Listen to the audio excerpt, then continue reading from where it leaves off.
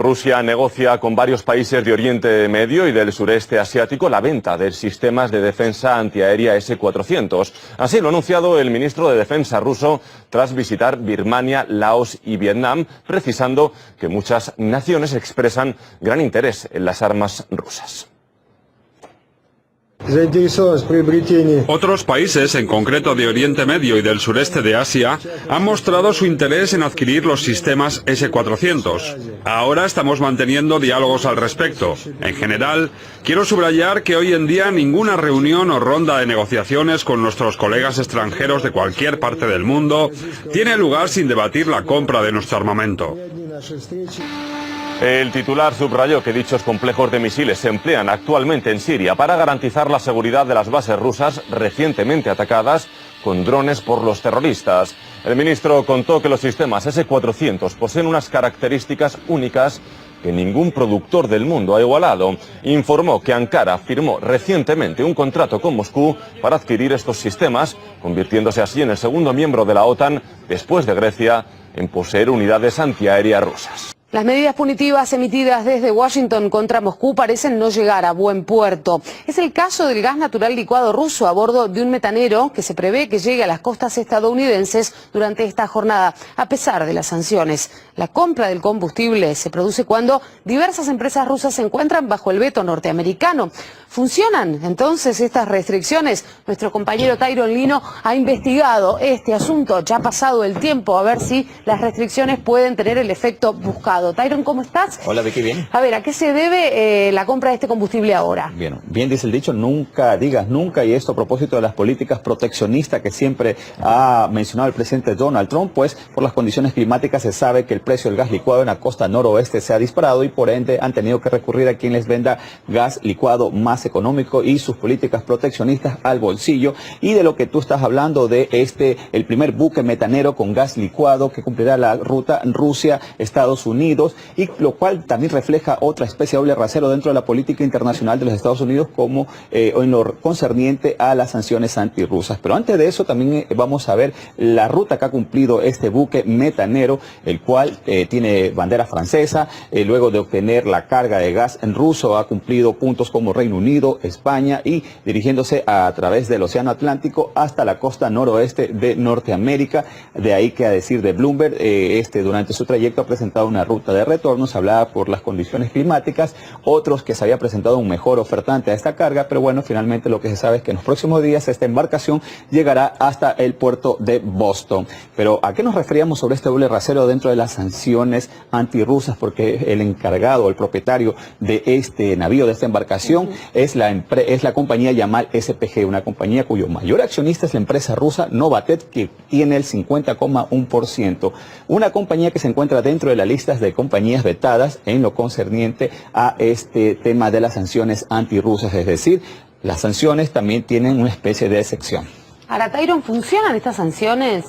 Bueno, no solo que presentan esta especie de excepciones, sino que a decir de otros gobiernos, los mismos o bloques, es el caso de la Unión Europea, que siempre ha sido orillado o exhortado por parte de los Estados Unidos para unirse a la ejecución de estas sanciones antirrusas. Bueno, dentro de la misma Europa se presentan países que aseguran que han probado ser ineficaces. Es el caso de Austria. En Hungría se dice que son totalmente fracasadas y el presidente de República Checa ha manifestado que estas sencillamente no funcionan, pero tampoco es de desconocerse que el gobierno de los Estados Unidos orilla sobre todo a las compañías propias o de su territorio, y se conoce que distribuidores oficiales de Microsoft en Rusia han mencionado, a decir de un artículo de Reuters, que bueno, ellos han tenido que implementar restricciones a cerca de 200 compañías que venden sus propios productos en territorio ruso, y que bueno, estas al final dicen que hay una gran cantidad de empresas que prestan bienes y servicios a los clientes rusos que tienen miedo. Esto incluso se habla que no podría ser de otra forma, pues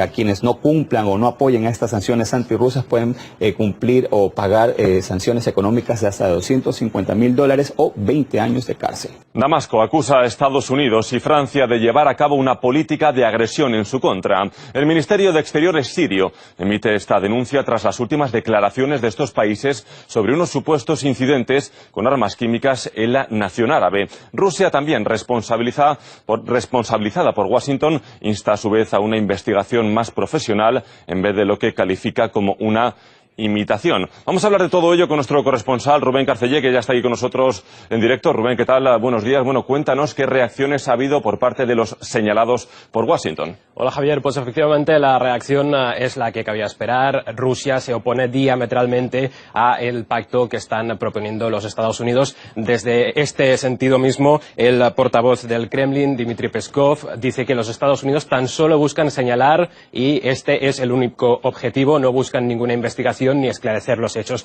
También, por su parte, el ministro Sergei Ryabkov hace un paso más y dice que Estados Unidos está provocando ahora, una semana antes de este importante encuentro en Sochi para hablar de la cuestión siria, y también dice que no lo hace solamente ahora, sino siempre que hay algún evento importante en relación a esto, publicando noticias falsas o que no están contrastadas y llenando los medios de cuestionamientos sobre la posición tanto de Siria como de Rusia en este sentido. Igualmente, Damasco dice que la política que lleva a cabo los Estados Unidos es la de agresión continuada y perpetuada contra su país. Todo esto después de las declaraciones que tú bien recordabas del secretario de Estado Rex Tillerson, en que decía que esto ha fracasado Rusia en el cumplimiento del pacto antiarmas del año 2013. Escuchemos cuáles son sus manifestaciones. Quien quiera que llevase a cabo los ataques, Rusia es al final responsable por las víctimas de Ghouta Oriental y por muchos otros sirios que fueron atacados con armas químicas desde que Rusia se involucró en Siria. Estas eran las palabras de ayer de Tillerson, pero Rubén, cuéntanos, porque no es la única polémica. ¿Qué otras acusaciones ha habido de los Estados Unidos a Rusia con respecto a todo ello? Pues justamente en el Consejo de Seguridad de las Naciones Unidas, la embajadora permanente de los Estados Unidos ha sido muy crítica, muy dura con el régimen sirio, el régimen lo califica ella así, diciendo que ahora Rusia está apoyando a ese régimen de Bashar al-Assad, que está utilizando las armas químicas en contra de su gente. También pide a Rusia que obligue a Siria a formar parte de las próximas conversaciones en Viena, y todo eso tensó bastante los ánimos en esta reunión. Podemos escuchar algún breve extracto de eso. Rusia es cómplice de las atrocidades del régimen de Assad. Usted actúa como juez y fiscal. Rusia quiere huir de los hechos. Su comportamiento revela sus verdaderos motivos. Rusia tiene la audacia de dar lecciones a este Consejo de Seguridad. Esto es un largo espectáculo político. No aceptaremos ninguna propuesta rusa que mine nuestra capacidad para llegar a la verdad. Al menos podría haber echado un vistazo al borrador antes de rechazarlo. Rusia solo acabó con el mecanismo que encargamos específicamente para buscar a los responsables. ¿Para qué necesita un mecanismo de investigación si ya acusó a las autoridades del uso de armas químicas antes de hacer pesquisas? Bueno, pues Javier, estas eran algunas de las muchas palabras que se oyeron durante este encuentro, pero lo importante es preguntarnos qué es lo que propone cada parte, cuáles son las posibles soluciones. En este sentido, Estados Unidos, como decíamos, busca señalar a los culpables, busca publicar sus nombres y también castigarlos. Todo esto muy en línea ya de este mecanismo conjunto de investigación OPAC-ONU que se creó en el año 2015, donde se culpó a Damasco en aquella ocasión del ataque químico, recordemos con gas sarín en abril de 2017, y en esta ocasión el lugar del suceso no fue visitado por expertos, que es justamente lo que propone ahora en la ONU Rusia. Los portavoces de este país en este organismo proponen la creación de un nuevo mecanismo independiente, un proyecto de resolución que pueda incluir también a la misma OPAC para que pueda verificar cuáles van a ser los pasos a seguir en esta región y, sobre todo, que sea independiente y por el periodo de un año. Bueno, Rubén, gracias por todo ello. Vamos a seguir profundizando el tema. Vamos a conectar ahora aquí en riguroso directo con el analista internacional Alberto García Watson. Alberto, ¿qué tal? Te saludo en directo, como decíamos, desde Moscú. Y mi primera pregunta es saber tu opinión sobre cuáles podrían ser los motivos de Estados Unidos de oponerse a una investigación más profesional e independiente sobre este uso de armas químicas en el conflicto sirio. Alberto, cuéntanos. Lo cierto es que la OPAC, que hasta noviembre pasado se encargaba de la investigación de los ataques con armas químicas, específicamente en Siria, ha demostrado ser un arma de manipulación política. Realmente el ofrecimiento que ha hecho Rusia de crear un organismo que sea neutral y que realmente con transparencia pueda investigar de forma fehaciente y sobre el terreno dichos ataques con gases y quiénes son los verdaderos responsables, algo a lo que se opone Estados Unidos, pues define claramente el interés que tiene en este momento Estados Unidos de encontrar un chivo expiatorio que lo encuentra en Rusia por los problemas que tiene en este momento los Estados Unidos, el presidente Donald Trump, que puede ser víctima de un impeachment por la supuesta injerencia rusa en las elecciones pasadas. Entonces, como digo, Estados Unidos tendría mucho que explicar de su apoyo a grupos insurgentes, por llamarlo de forma moderada, en realidad de grupos terroristas sobre el terreno en Siria, que definitivamente sí parece que estuvieran realmente o que fueran responsables de la tenencia y del uso de las armas químicas. Clara del Ponte, en el año 2014, tras el ataque que hubo en Ghouta Oriental en agosto de 2013, definió que Siria no tenía, al parecer, tras investigaciones, nada que ver ni ninguna responsabilidad con dichos ataques y sí que apuntaba a grupos insurgentes como los responsables. Y muchos de estos grupos insurgentes están apoyados por Estados Unidos y reportes habrían incluso comentado de que podían haber entrado a través de la frontera con Turquía, a través de la inteligencia turca en cooperación con los Estados Unidos. Por lo tanto, Estados Unidos lo que intenta es distraer la atención de lo que en este momento está ocurriendo realmente en Siria, y esos ataques con cloro, como el que acaba de ocurrir nuevamente en Ghouta Oriental, serían una clara respuesta a esta situación, en momentos en los cuales están por finalizar el Congreso por el diálogo en Siria, y eso sería una forma también, como digo, de distraer y de culpar tanto a Siria como a Rusia, en momentos en los cuales la batalla y la guerra contra el terrorismo en Siria está casi ganada y la expulsión del Estado Islámico de Siria, con la cooperación de Rusia, que ha aportado logística y armamento para poder luchar contra el terrorismo, ha definido a Estados Unidos como una potencia injerencista no invitada y no autorizada en participar en Siria. Washington reitera su retórica beligerante en el Consejo de Seguridad de la ONU. Exigen de Rusia y de China aumentar la presión sobre Corea del Norte dentro y fuera del marco de Naciones Unidas.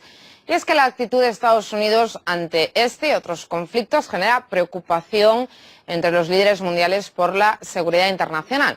Javier Sanz ha analizado los posibles escenarios de futuros enfrentamientos bélicos y nos lo va a contar porque... ¿Cuál es el panorama, Javi? ¿Cómo estás? Bueno, María, viendo las tensiones que hay actualmente en todo el panorama internacional, vamos a analizar justamente algunas de estos frentes que pueden convertirse en una guerra real, incluso en un conflicto nuclear. Vamos a conocer una de las más llamativas y actualmente las más mediáticas, las tensiones que se están viviendo en la península coreana. Vamos a conocer sus protagonistas, empezando, como no, por Corea del Norte y su presidente Kim Jong-un, con esas pruebas de misiles. Recordamos la última, el pasado 29 de noviembre, un misil que podría tener alcance a suelo estadounidense. El segundo protagonista es su vecino del sur, Corea del Sur, con los ensayos militares que tiene su principal aliado en todas estas tensiones, con los Estados Unidos. Y por último, el presidente actual estadounidense, Donald Trump, y su palabrería bélica en Twitter, que pueden llegar incluso a ocasionar que este conflicto, que esas tensiones llegue a una verdadera guerra nuclear. Uno de los segundos conflictos que puede llegar también a ser una guerra real sería las tensiones que se están viviendo actualmente entre Rusia y los Estados Unidos. Y fíjate, María, porque en el 2006 los Estados Unidos ya venían anticipando todo ello con este manual de guerra de la nueva generación rusa. Un manual de prácticamente 70 páginas en el que los Estados Unidos se preparaban para afrontar este posible conflicto con Rusia. Y no solo es ello, porque desde el Pentágono estadounidense afirman lo que vamos a ver por este diario digital de Washington Free Beacon, que dice: Rusia está incrementando agresivamente su potencial nuclear. María.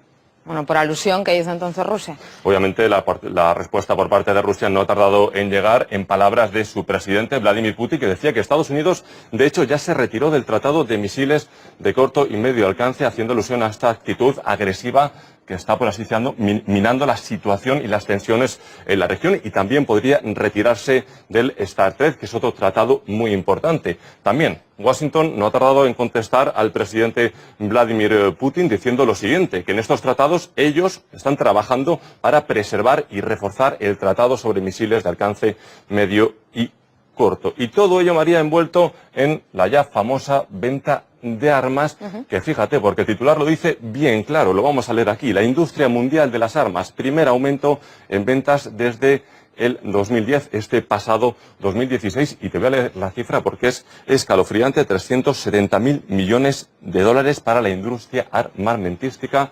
Ya lo vemos, la situación como está, veremos en un futuro qué pasa con todos estos conflictos que vemos en el panorama internacional.